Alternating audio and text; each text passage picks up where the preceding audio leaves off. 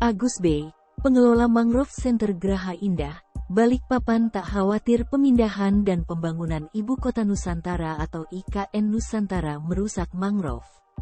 Namun, justru sebaliknya kehadiran IKN Nusantara akan meningkatkan kunjungan tamu-tamu atau wisatawan baik dari dalam maupun luar negeri yang ingin melihat kawasan Mangrove Center Geraha Indah. Hal itu dikemukakan Agus B. saat ditemui di Balikpapan, Rabu, tanggal 18 Januari tahun 2023. Menurut penggiat sekaligus pemerhati lingkungan ini, pemindahan IKN ke Kalimantan Timur harus didukung dan dikawal. Pembangunan IKN Nusantara didukung oleh banyak pihak, dan kami juga mengapresiasi adanya IKN di Kalimantan Timur, ujarnya. Masyarakat Kaltim menyambut baik keberadaan IKN Nusantara, karena pertumbuhan ekonomi akan berkembang cukup pesat. Termasuk Balikpapan sebagai kota penyangga IKN juga akan berkembang. Agus B. mengatakan, keberadaan kawasan Mangrove Center Geraha Indah sampai saat ini masih terjaga dengan baik.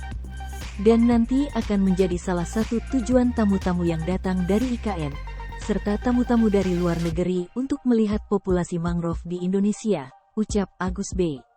Menurutnya, jaraknya IKN Nusantara dengan daerah penyangga seperti Penajam Pasir Utara, Balikpapan, dan Samarinda tidak begitu jauh.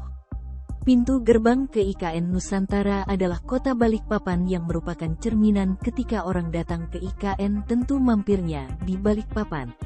Berkaitan dengan investasi yang akan semakin meningkat di Kalimantan Timur, khususnya Balikpapan sehingga berdampak pada kebutuhan pemukiman dan kesediaan lahan, apakah akan merusak lingkungan?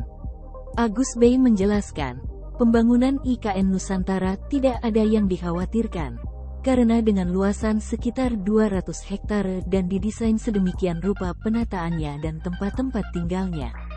Kota Balikpapan juga perlu diperhatikan, karena desakan terhadap persoalan lahan akan semakin tinggi, meskipun ruang terbuka hijau di Balikpapan masih banyak.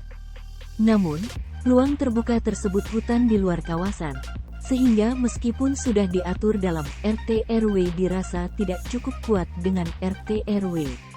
Untuk IKN kami yakin dan optimistis, kita sambut dengan sebaik-baiknya karena pertumbuhan segala bentuk ekonomi nanti akan timbul untuk kemajuan pendidikan dan sentra-sentra ekonomi lainnya, lanjutnya. Meski demikian Agus B. berharap jangan hanya dipikirkan lokasi IKN Nusantara saja, tapi harus ada sinkronisasi dengan daerah penyangga, seperti kota Balikpapan. Saya membuka diri kalau diminta memberikan sumbangsih pemikiran terhadap solusi apa yang bisa dilakukan oleh pemerintah pusat.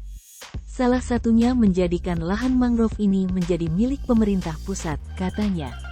Kehadiran pemerintah pusat dibutuhkan sekali karena ketika ini menjadi garis lurus kepada IKN, ini adalah wajahnya Balikpapan yang juga wajahnya IKN Nusantara.